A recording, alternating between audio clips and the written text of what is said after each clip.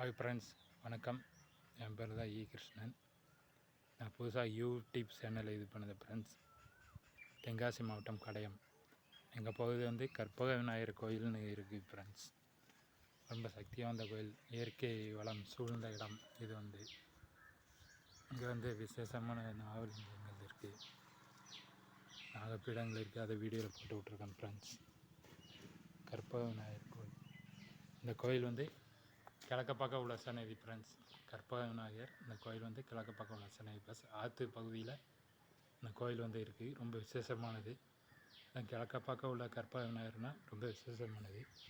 இந்த கோயில் வந்து அரசம தேடியில் நாக சிலைகள் இருக்குது ஃப்ரெண்ட்ஸ். பாருங்கள் ஃப்ரெண்ட்ஸ்,